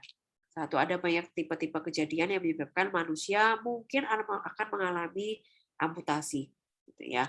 Dan itu tentu saja akan mengganggu aktivitas sehari-hari. Intinya seperti itu. Nah, dari hasil pengembangan produk didapatkan suatu produk, suatu alat, kalau di sini disebut prosthetic hand atau tangan palsu, yang digunakan oleh para disabilitas dengan tangan yang teramputasi seperti itu. Dan sebelum itu diuji cobakan atau diluncurkan, dipasarkan secara umum atau diproduksi secara massal, kita harus melakukan pengujian apakah tangan berjalan dengan cukup baik, gitu ya. Nah, di sini kita bangun sebuah tes atau pengujian yang sifatnya terintegrasi untuk melihat apakah produk ini sudah sesuai dengan yang diharapkan atau belum, gitu ya. Nah, metodenya satu, interview dengan product designer dengan disabilitas, orang dengan disabilitas, dan dengan pakar produk. Kita akan dapatkan username dan ada pengembangan prototype. Testingnya dilakukan seperti ini, dari hasil interview dan seterusnya kita merumuskan atau kita membuat suatu pemodelan pengujian bahwa kita memerlukan testing design, lalu ada material, lalu kita lakukan simulasi, kita lakukan pengujian prototype, pengujian usabilitas, dan pengujian emosional. Kira-kira seperti itu ya. Desain testing dilakukan melalui kita mau tahu spesifikasi dari kebutuhan pengujian itu seperti apa, pengguna itu butuh yang seperti apa, gitu ya. Itu kita ubah ke spesifikasi teknis, kita bikin beberapa alternatif, kita pilih konsep. Secara umum konsep dalam desain testing ini mengadopsi QFD, Quality Function Deployment. Namun di realitinya konsep ini tidak berjalan sangat detail seperti di QFD, karena pada dasarnya kita berkejar dengan waktu, gitu ya. Jadi semua yang dilakukan ini dilakukan secara sederhana. User need specification hanya didasarkan pada interview, Anda butuh yang seperti apa. Technical specification hanya berdasarkan studi literatur, baca-baca, mungkin juga nonton YouTube dan seterusnya, gitu ya. Lalu itu diubah dalam bentuk spesifikasi teknis. Jika orangnya bilang, saya butuh alat yang bisa membantu saya melakukan kegiatan sehari-hari dengan range harga yang sekian, maka dari technical specification akan melakukan proses apa ya? Kalau orang Jawa bilang itu ngecake, gitu. Jadi dia akan bikin suatu desain, alternatif desain, gitu ya, yang diharapkan bisa memenuhi kebutuhan dari user dengan kemampuan teknis yang dimiliki, gitu ya. Jadi artinya saya mau tangan yang bisa membantu kegiatan saya, gitu ya. Atau saya cuma mau tangan yang dipakai untuk aksesoris, ada juga ya. Jadi tangannya hanya untuk aksesoris, gitu. Atau saya mau tangan yang bisa membantu saya beraktivitas secara sederhana saja, gitu ya. Masing-masing akan memberikan technical specification yang berbeda-beda. Kalau dia mau bantu alat dengan range harga yang cukup tinggi, maka akan dibuatkan alat yang berbasis sensor, gitu ya, yang bisa melakukan sebagian besar daily activities. Gitu. Tapi kalau dia butuh yang penting bisa bantu saya untuk pegang sesuatu dan seterusnya dengan range harga yang tidak terlalu mahal, maka mungkin akan dibuatkan yang mechanical, gitu ya. Atau mungkin yang aksesoris ya, yang penting secara estetik itu terlihat sama seperti tangan, misalkan seperti itu, ya. Oke, ini untuk desain testing, interview ya. Beberapa spesifikasi untuk tangan yang berfungsi atau prosthetic hand kira-kira seperti ini gitu ya. Technical specification secara awal ini didesainkan berdasarkan pada asumsi produk designer atau desainer produknya ya. Jadi di sini kira-kira dia kuat mengangkat berapa kilo gitu ya, atau bendanya itu sendiri beratnya berapa gitu ya. Lalu material-materialnya kira-kira kualitasnya seperti apa gitu ya, dan harganya seperti apa. Lalu kita bikin testing alternatif ya, alternatif konsepnya mau bionik atau mau pakai mechanical. Kalau yang bionik berarti masing-masing aspeknya kira-kira seperti ini. Dia butuh fungsi apa saja, lalu subnya masing-masing seperti apa, dan kira-kira sub functionnya itu apa, didetailkan gitu ya. Lalu dari masing-masing alternatif kita uji, kita analisis, dan kita akan dapatkan konsep seleksinya seperti apa. Jadi ada kriteria nanti yang kita harapkan kita tentukan sebelumnya ya. Kalau di sini biasanya harganya, terus berat produknya itu berapa, dan seterusnya. Itu akan menjadi basis kita menilai atau melakukan proses pengambilan keputusan mana yang mau kita ambil. Material testing, kalau ini mungkin sifatnya mekanik banget, jadi ada tes tensil, tes impact, dan bending, ya sesuai standar mana yang diperlukan. Simulation running juga diperlukan. Anda bisa pakai beberapa software yang membantu untuk melakukan proses simulasi, kira-kira seperti apa hasilnya. Ini prototipenya. Jadi fungsi apa yang harus ada pada tangan bionik dan fungsi apa yang harus ada pada tangan mekanik, gitu ya. Ini beberapa tipe tangan, tipe aktivitas tangan atau gerakan tangan yang diharapkan ada. Ini untuk mechanical. Jadi kalau yang tangan bionik itu biasanya dia bisa melakukan precision pins kayak pegang jarum misalkan gitu kecil ya. Ada power grip yang sifatnya cylinder kayak bola kecil gitu. Oke, lateral pins ini ya kayak gini. Ball cross ini, open palm buka ya, sama index point. Sedangkan yang mechanical ini cukup sederhana, jadi dia cuma buka tutup misalkan. Jadi dia bisa kalau mau buka pintu dia masih bisa ya buka tutup gitu, terus dia bisa tekan misalkan seperti itu. Jadi kalau misalkan dia ngangkat, dia pakai kayak yang menyambungkan EMG gitu aktivitasnya, tergantung otot sampai seberapa jauh disabilitasnya ya. Usability testing dilakukan kira-kira seperti ini. Jadi kita punya alat bantu yang namanya Pintere untuk melakukan pengujian terhadap tangan yang kita desain ya. Di situ ada beberapa kuesioner juga selain aktivitas yang digunakan meliputi berapa lama waktu diselesaikan, kesulitan penggunaan misalkan ya. Dan emotional testing. Ada Premo, ada tools yang kita pakai atau metode yang kita pakai untuk membantu kita menjelaskan kondisi emosional pekerja, kondisi emosional responden pada saat menggunakan produk tersebut ya. Oke, secara lalu didapatkan kesimpulan. Jadi produk yang berbeda tentu saja berdasarkan karakteristik dan fungsi tentu saja menghasilkan hasil pengukuran yang berbeda. Tapi tentu saja standar set pengukuran itu bisa dilakukan untuk produk-produk yang berbeda. Semuanya bisa dilakukan untuk menghasilkan menghasilkan konsep pengukuran atau hasil pengujian yang diharapkan. Ya. Itu mungkin kesimpulannya adalah untuk bisa menghasilkan suatu karya publikasi, menghasilkan suatu TA atau tesis yang baik, sesuai dengan target yang harus dilakukan adalah baca, tulis. Banyak baca, tulis secara organisasi apa yang dibaca. Sehingga dengan mudah Anda bisa temukan. Anda bisa pakai beberapa tools tadi yang di depan untuk membantu kita membangun organisasi penelitian kita. Ya. Diskusikan, cari topik yang tepat, sesuai di sini, sesuai dengan dosen pembimbingnya, sesuai dengan kemampuan Anda, gitu ya, sesuai dengan resources yang ada pada lingkungan penelitiannya, gitu ya. Penulisan karya ilmiah publikasi, perhatikan format, template, kelayakan isi. Jadi isi di sini seperti tadi yang disebutkan di depan, pada saat kita membuat analisis terutama ya, jangan hanya baca data. Baca data itu artinya hanya mengcopy paste dari pengolahan data, hasilnya ini gitu, enggak ya.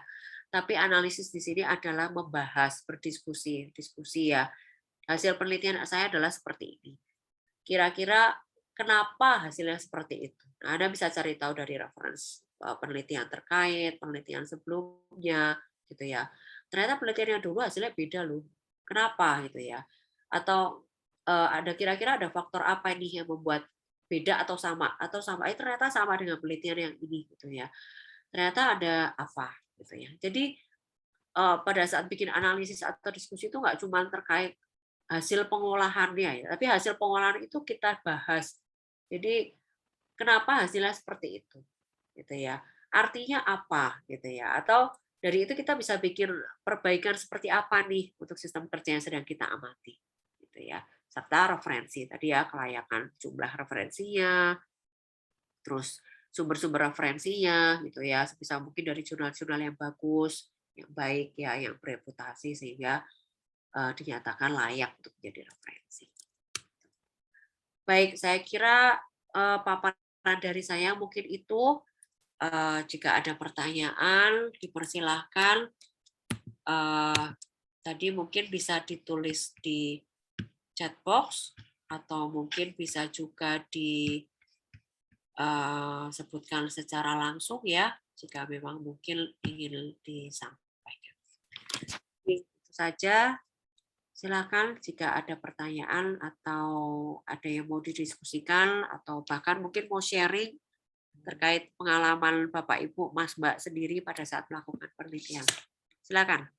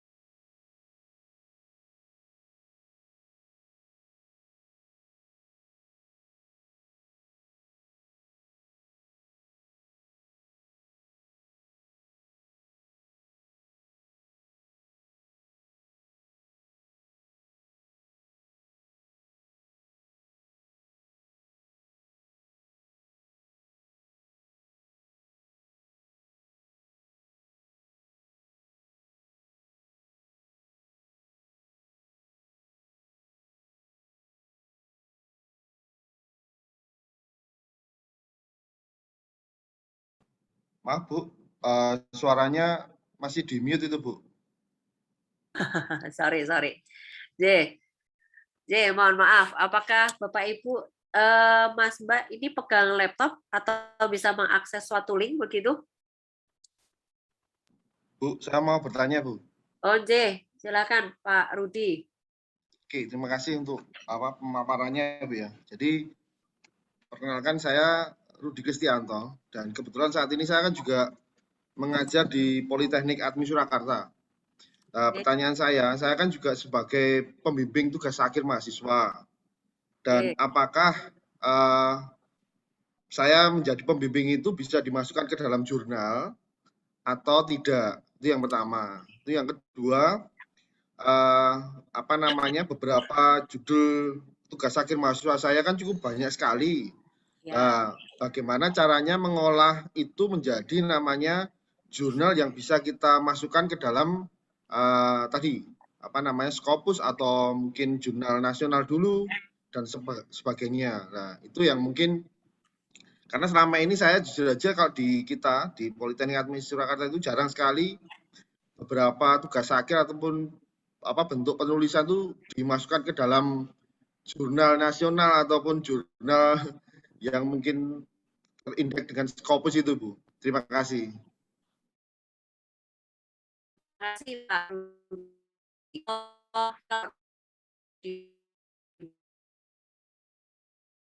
Kira itu tergantung itu ya Pak, tapi mungkin lebih kesepakatan antara dengan dosen. Jadi kalau misalnya kalau penelitian suatu punya grant penelitian yang membahas topik tertentu dan saya minta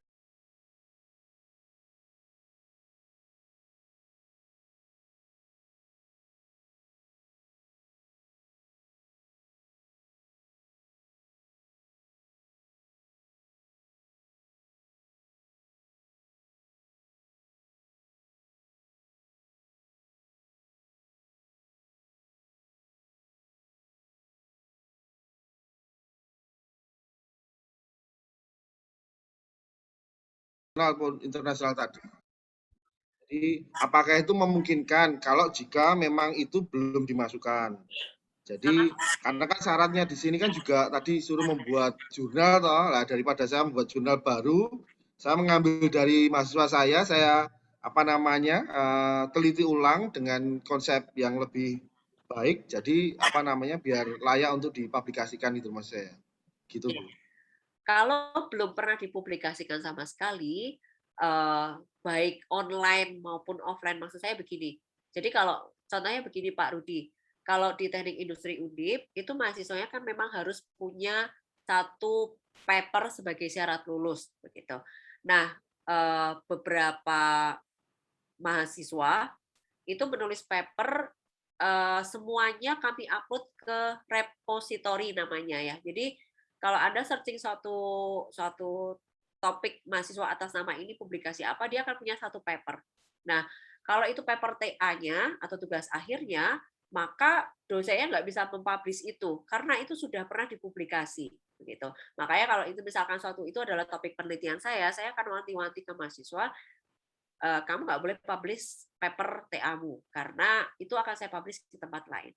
Yang diupload adalah misalkan paper KP gitu ya, itu boleh begitu sehingga tidak akan pernah terjadi duplikasi duplikat ya publikasi yang jumlahnya lebih dari satu judul tapi publisnya di dua tempat itu nggak boleh. Jadi kalau memang belum pernah dipublikasikan sama sekali, saya kira kan itu kan menjadi suatu peluang yang bagus Pak Rudi untuk melakukan publikasi ya.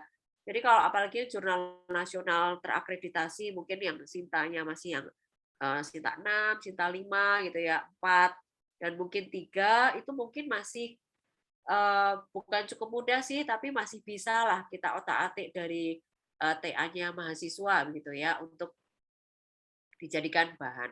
Nah, kalau yang untuk di S2 UNS sendiri saya sih belum, nanti mungkin Pak Rudi harus koordinasi dengan Pak Eko ya, karena biasanya yang diminta sebagai publikasi S2 itu apakah harus ada nama pembimbingnya, misalkan seperti itu, atau itu harus dari cuplikan tesisnya, misalkan seperti itu. Ada yang seperti itu Pak Rudi, mungkin masing-masing institusi berbeda, J. Nanti mungkin bisa koordinasi dulu dengan Pak Eko atau dari Teknik Industri UNS, S2 Teknik Industri UNS dulu untuk memastikan bahwa bisa nggak misalkan Pak Rudi ini publikasi dengan topik ini gitu ya. Nanti mungkin nama mahasiswanya tetap ditulis, namanya Pak Rudi ada dan mungkin nama pembimbingnya ada begitu ya, pembimbing S2 maksud saya. Sehingga apakah itu bisa diakui misalkan untuk menjadi salah satu syarat kelulusan misalkan seperti itu Pak Rudi sehingga bisa disiapkan dari sekarang nih karena bahan-bahannya udah banyak kayaknya ya. Sayang itu Pak Rudi kalau numpuk di kampus aja. Kalau dipublikasikan mungkin nanti bisa dapat banyak poin. Begitu Ya, kira-kira. terima kasih. Ya. Sama satu lagi Bu. Jadi kan saya juga apa namanya selama ini kan juga punya kegiatan juga. Ya, salah satunya kegiatannya yaitu apa namanya rebuilding mesin juga. Nah, dalam membuat atau merebuilding mesin tadi apakah juga bisa dimasukkan ke dalam apa namanya paper tadi Bu? Kalau semisal nanti ya skemanya ternyata yang diajukan dari tugas hakim mahasiswa ternyata tidak bisa masuk ke UNS sebagai syarat, saya kan punya apa namanya beberapa kegiatan yaitu ya tadi namanya retrofit mesin CNC kalau saya bilang yaitu bahwa Itu apakah bisa kita tulis dan kita bisa publish ke apa namanya, ke jurnal tadi, Bu?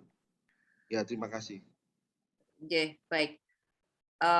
Secara umum sebenarnya kalau S2 asal ada kebaruannya saya kira itu cukup Pak Rudi. Jadi misalkan Pak Rudi pada saat melakukan rebuilding mesin itu kan pasti ada dasarnya ya. Kenapa kita perlu melakukan rebuilding mesin sih? Apakah mesinnya itu ada masalah apa gitu ya? Atau ada kekurangan apa? Nah, itu bisa dipakai Pak Rudi untuk menulis gap, namanya gap penelitian. Jadi yang sudah ada itu mesinnya seperti ini gitu ya. Dan itu tidak bisa memenuhi apa yang kita butuhkan misalkan, sehingga saya melakukan rebuilding mesin dan nanti hasilnya diharapkan bisa memenuhi tadi ya apa kebutuhannya, yang ditambahkan apa-apa.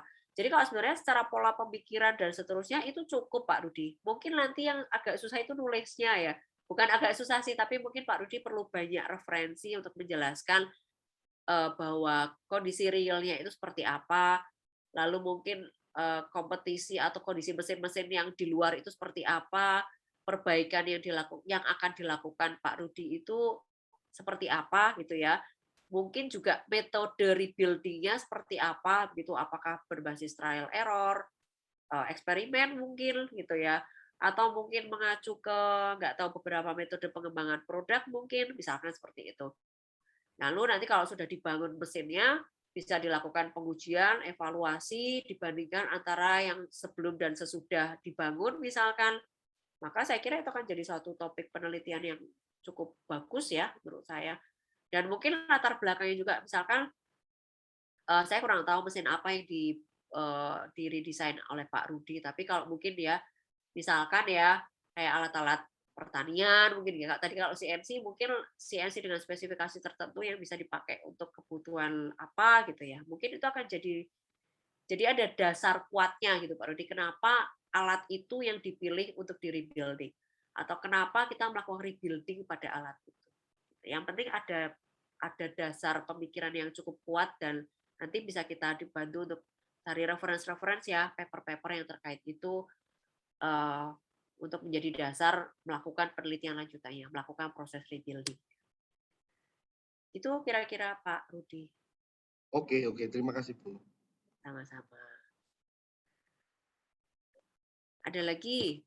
Silakan.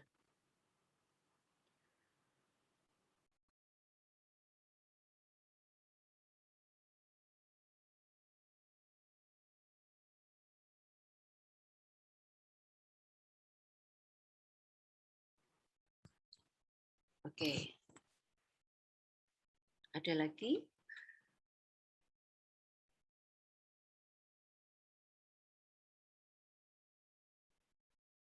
Oh, ada Mbak Brilian nih. Mungkin Mbak Brilian bisa bantu saya. Kira-kira kemarin waktu bikin tesis kesulitannya apa, Mbak? Atau mungkin saat bikin publikasi gitu, kesulitannya apa, Mbak? Ini Bu, kalau saya pribadi yang pengen saya tanyakan itu kalau saat kita membuat tesis atau paper mungkin kan referensinya harus menggunakan jurnal yang berkualitas, Bu. Nah, bagaimana kita itu bisa memastikan jurnal tersebut berkualitas atau tidak? Oke. Cara yang paling gampang sih sebenarnya kalau internasional ya, Anda bisa cek apakah jurnal yang dituju itu punya indexing Scopus atau enggak. Ya. Jadi cara yang paling gampang sih masuk aja ke Science Direct. Saya nggak tahu apakah UNS langganan Science Direct atau enggak, tapi biasanya sih itu dilangganankan untuk aktivitas akademia. Jadi akan jadi cukup mudah gitu ya. Kalau misalkan pakainya Science Direct ya, saya coba masuk dari akun, kalau dari saya kebetulan di Undip itu punya beberapa langganan begitu. Mudah-mudahan bisa ya. Oke. Jadi yang paling gampang kalau jurnal internasional cek scope indexingnya Mbak Brilian. Jadi apakah dia terindeks Scopus atau enggak gitu ya.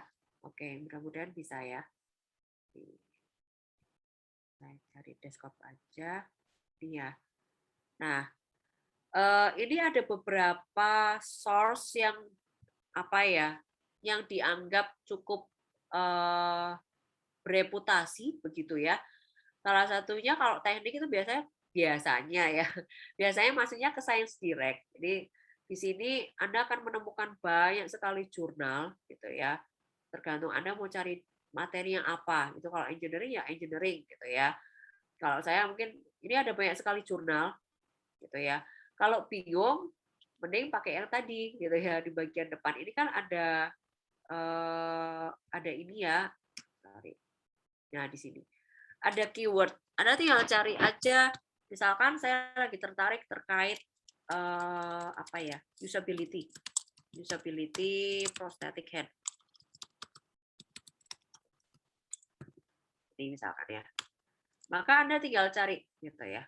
Maka dia akan menemukan banyak sekali paper gitu ya, bagaimana cara melakukan, mungkin nggak semuanya sangat terkait, Anda bisa screening gitu ya. Kalau di sini karena kebetulan Undip itu berlangganan, maka kita bisa download paper-paper yang mau kita baca gitu ya. Sini ada download paper gitu ya. Nah, mungkin nggak semuanya ini sesuai dengan apa yang mau kita bahas. Contohnya di sini ada prostetiknya, tapi nggak ada sama sekali yang bahas terkait usability gitu ya. Nah, di sini sebagian besar lebih membahas terkait interface-nya mungkin, atau secara mekanik itu seperti apa, sehingga kayaknya nggak cocok nih gitu ya. Nah, mungkin yang di sini bisa dibahas nih, expectation dan benchmarking, mungkin itu bisa dipakai. Atau ini development new cosmetic glove, mungkin bisa seperti itu ya. Nah, yang seperti ini bisa dilihat nih, ini bisa di-download. Kalau di sini kebetulan bisa di-download ya, karena saya pakai akun yang Undip gitu ya. Nah, di sini juga ada beberapa chapter buku. Jadi mungkin Anda bisa lihat ya di sini research article, di sini ada book chapter gitu ya. Yang itu nanti bisa dibaca gitu ya, untuk melihat kira-kira gitu ya, ini cocok nggak dengan apa yang mau saya cari. Yaitu mungkin yang dari Science Direct. Sebenarnya banyak sekali, ada yang dari Scopus. Scopus ini dia langsung masuk ke Scopusnya ya. Jadi apa namanya, di situ membahas semua paper yang ada di Scopus gitu ya. Anda mau cari apa? Jadi misalkan carinya berdasarkan titel ya, atau artikel titel atau abstract keyword. Cari apa? Usability. Misalkan prosthetic, cari. Nah, di sini akan keluar banyak sekali paper ya, open access gitu ya. Kalau yang Scopus di sini tergantung sih, biasanya beberapa cukup terbuka gitu ya, nggak harus dari langganan, tapi mungkin juga ada beberapa yang harus masuk ke papernya. Jadi kalau di sini udah keluar judul-judulnya ya, ini bisa view at publisher-nya, dilihat. Oke.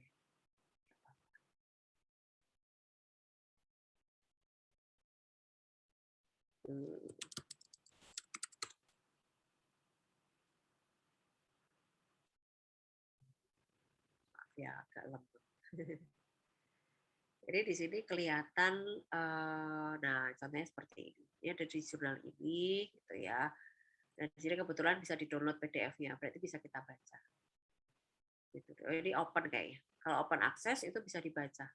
Dan di sini disediakan full size table-nya, disediakan ini ya grafik-grafiknya, dan sebagainya. Jadi cukup mudah untuk cari tahu. Itu kira-kira Mbak Brilian. Oh, iya, Bu. Jadi, jadi mungkin sebisa mungkin sih kalau dari saya, jangan langsung dari Google ya, tapi mungkin bisa itu tadi, bisa masuk ke Scopusnya dulu atau ke Science Direct-nya dulu, jadi langsung menuju ke yang bereputasi gitu ya, atau masuk ke nama jurnalnya juga biasanya langsung dapat banyak sih kalau sudah tahu ya, kayak tadi misalkan jurnal apa, itu biasanya ada banyak yang setipe. Oh, iya, Bu. Satu lagi ya, Bu. Oke. Kalau jurnal yang terindeks Scopus itu sudah pasti bukan predatory jurnal atau ada juga predatory jurnal yang terindeks Scopus, Bu?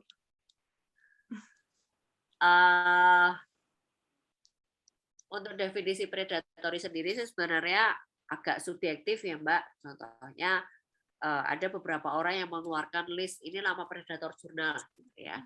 Tapi kalau memang dia masih terindeks Scopus, is okay untuk submit ke situ. Cuman kalau dia ada kalau masih terindeks ya oke, nggak apa-apa masukin aja gitu ya.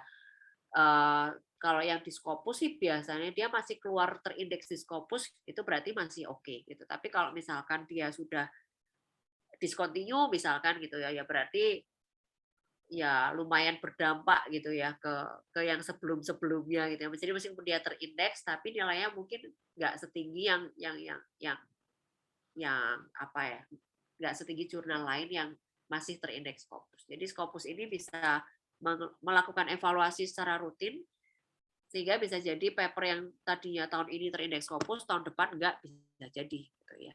Ada evaluasinya.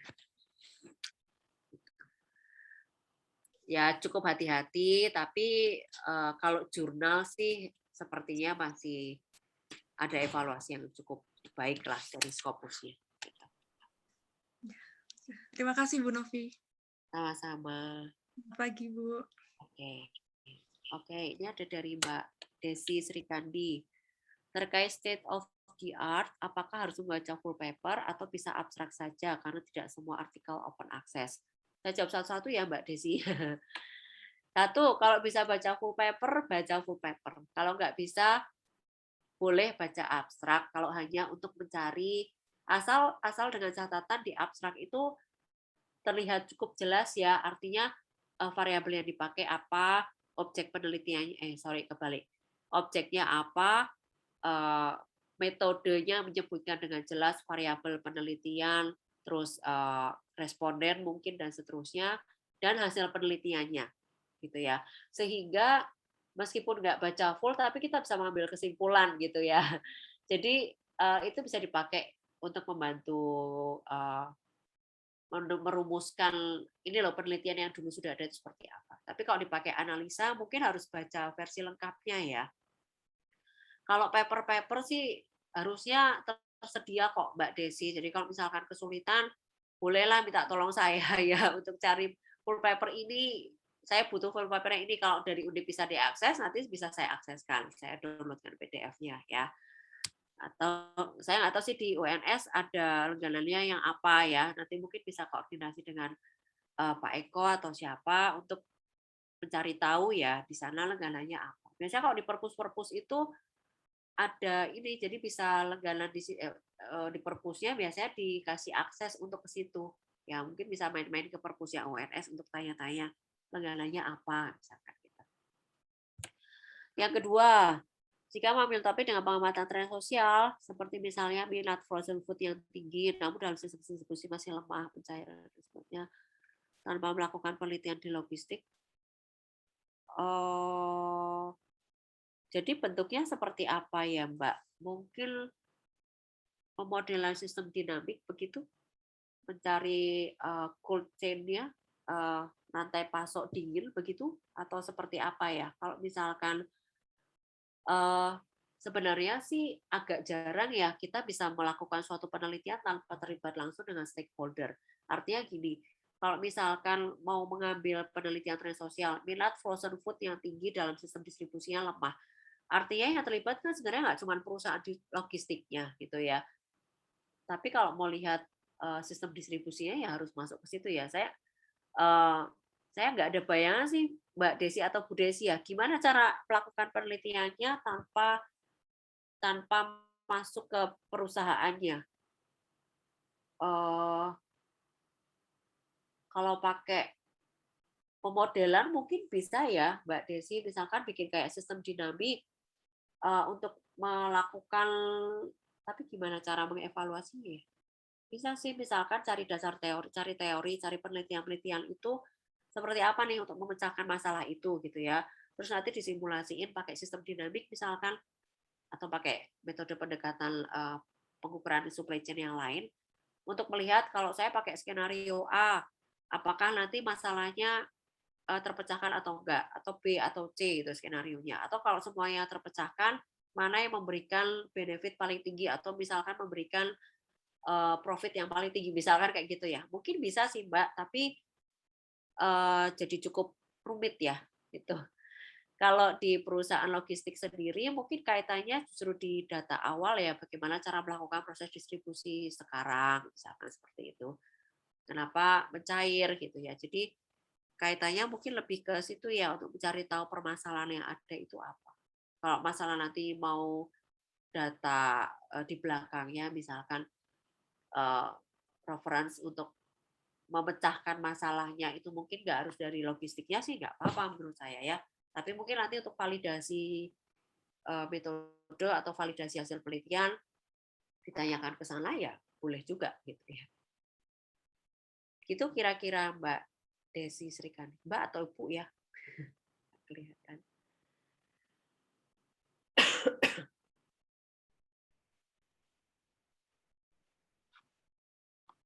Ada lagi? Silakan.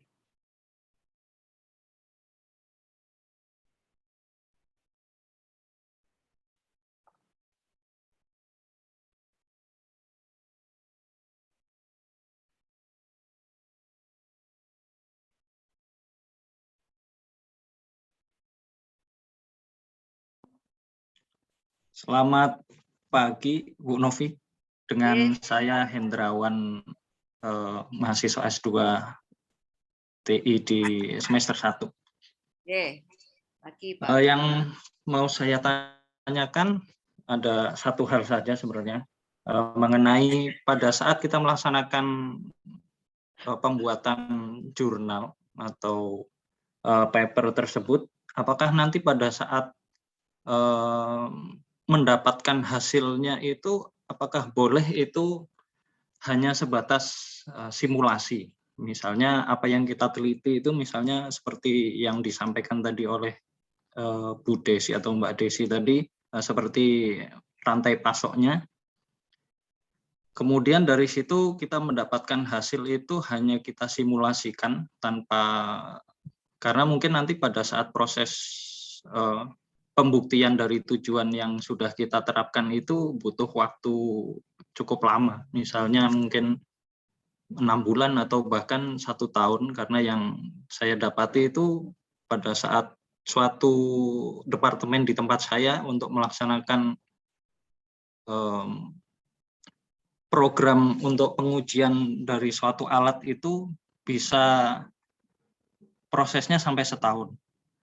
Jadi apakah seperti itu pada saat pembuatan jurnal itu boleh hasilnya atau kesimpulan yang dibuat di jurnal itu adalah hanya sebatas simulasi atau memang harus real di lapangan dilaksanakan? Kalau memang harus seperti itu berarti yang saya lakukan memang berarti memang saya harus buat jauh-jauh hari seperti itu. Terima kasih, Bu Novi. Baik Pak Hendrawan, terima kasih untuk pertanyaannya. Jadi mungkin yang perlu sekali lagi kita samakan persepsi, untuk lulus S2 itu syarat minimalnya adalah 1 paper di proceeding terindex Scopus. Proceeding itu beda dengan jurnal gitu ya. Jadi kalau proceeding itu biasanya dipublikasikan melalui sebuah seminar internasional Pak Hendrawan. Sedangkan kalau jurnal itu biasanya kita nggak presentasi, kita langsung submit ke jurnal gitu ya. Untuk tingkat kesulitan jurnal itu jauh di atas proceeding gitu. Sehingga kalau untuk menjadi syarat lulus, saya kira akan lebih baik jika menggunakan proceeding terindeks Scopus dulu, gitu ya. Sama-sama terindeks Scopus ini Pak Hendrawan, jadi ada proceeding, ada jurnal.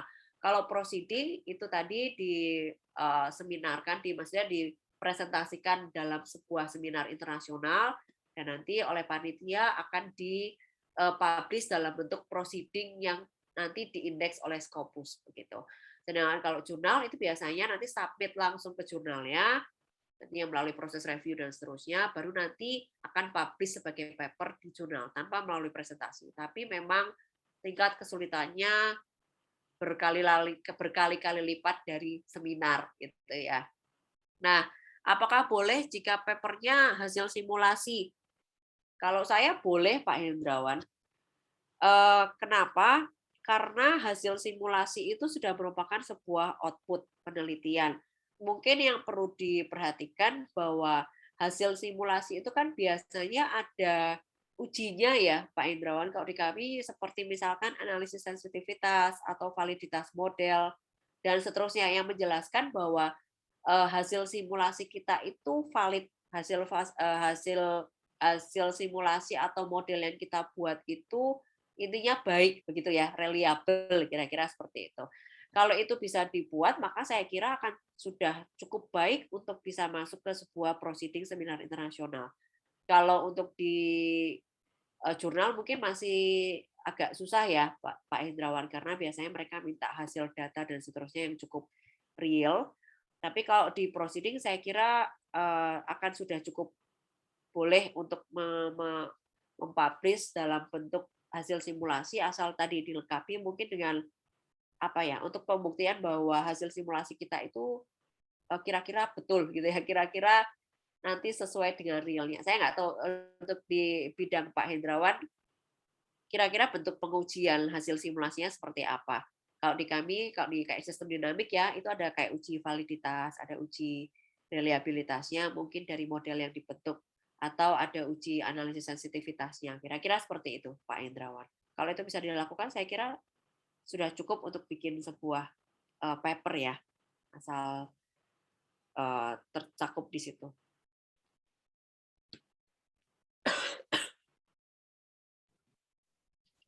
Baik Bu, terima kasih atas penjelasannya. Terima kasih.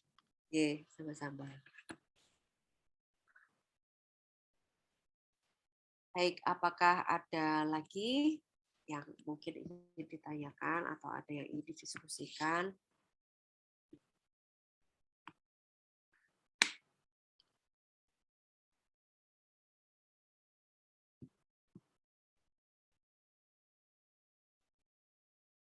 Mungkin dari rekan siapa tadi ya yang disebutin Pak Eko, Pak Vito ya bukan J, yang sudah mensubmit 2 paper di semester 1 malah mungkin bisa sharing ke saya atau ke teman-teman.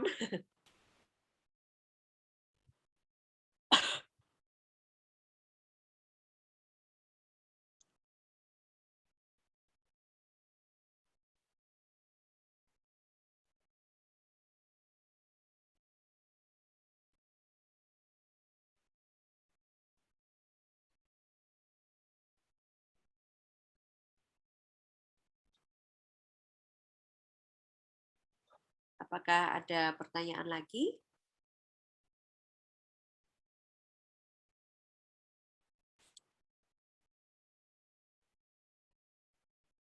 Baik, jika tidak ada, saya kira saya akan kembalikan ke hostnya siapa ya? Mbak Era ya? Mas Pitoyo sekarang. Pak Pitoyo? Atau ke siapa? Maaf Bu, saya sambil meeting ini soalnya Bu, dengernya di kantor kebetulan.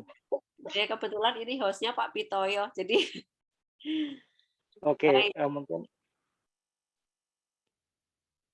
Saya ngikut mawon karena jadwalnya kalau nggak salah jam 9 sampai jam 11, jadi monggo jika memang sudah tidak ada pertanyaan,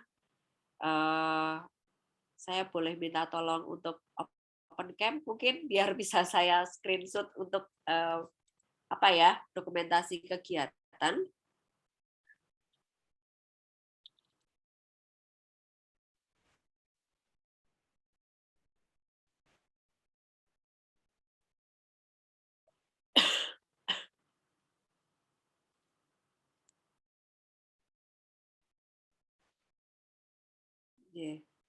Wah, lokasinya macam-macam ya. Ada yang di rumah, ada yang di lapangan bola, ada yang di tempat kerja,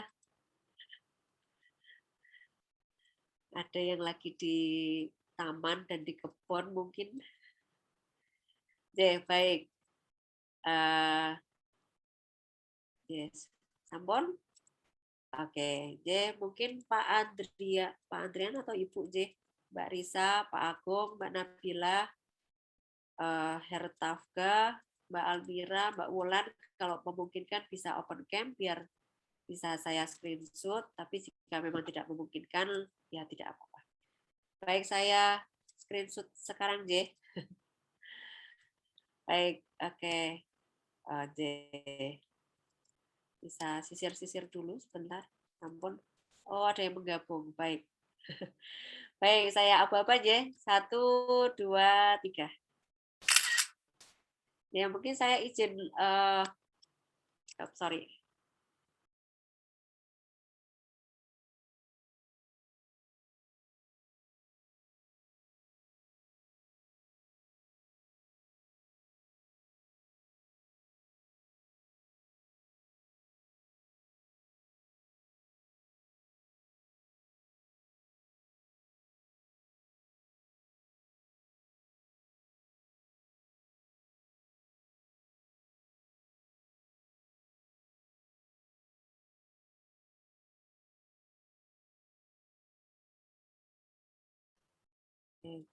Saya izin share screen sedikit, J, buat tadi lupa men-share untuk yang ininya. Oke, J. Jadi nanti bisa digabungkan begitu antara yang terlihat. Atau mungkin Mbak Brilian bisa bantu saya untuk share screen, untuk men-screenshot. Pakai HP ya, Mbak Brilian ya? Iya, Ibu, saya pakai HP. Ya, oke. Mohon maaf, Bu. Saya jajarin aja deh, biar bisa ini. Nah, gini aja, oke. Baik, saya screenshot lagi, J. Oke, 1. Sebentar. Oke, 1, 2, 3. Oke. Sampun dari saya mungkin ini saja. Terima kasih atas kehadirannya, diskusinya, materi yang saya sampaikan mudah-mudahan dapat membantu Bapak Ibu Mas semua untuk bisa menyusun materi yang diperlukan untuk paper maupun untuk tesisnya nanti ya. Mudah-mudahan sukses selalu, lancar semua apa yang ditulis sehingga bisa cepat lulus. Amin. Baik. Baik, terima kasih. Dari saya mungkin cukup sekian. Tetap sehat, tetap semangat ya. Mungkin lain kali kita bisa ketemu langsung di ONS atau Anda bisa main ke Undip untuk bisa ketemu saya juga. Terima kasih. Saya akhiri sampai sekian. Selamat pagi. Salam sejahtera untuk semuanya. Terima kasih. Terima Terima kasih, Bu. Terima kasih.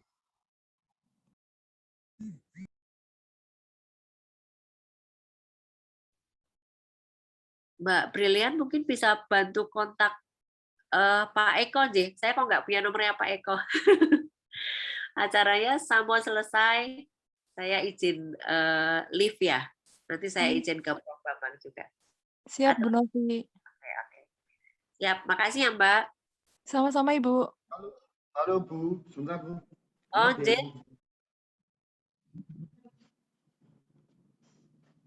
Pak Rudi. Mohon maaf Bu Novi, untuk hostnya ada kendala teknis, jadi nggak bisa untuk nutup acara.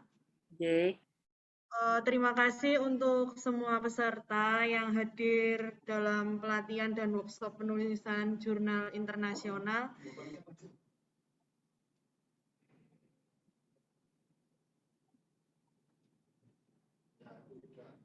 Dan terima kasih juga kepada Bu Novi yang telah memberikan waktunya dan ilmu yang diberikan.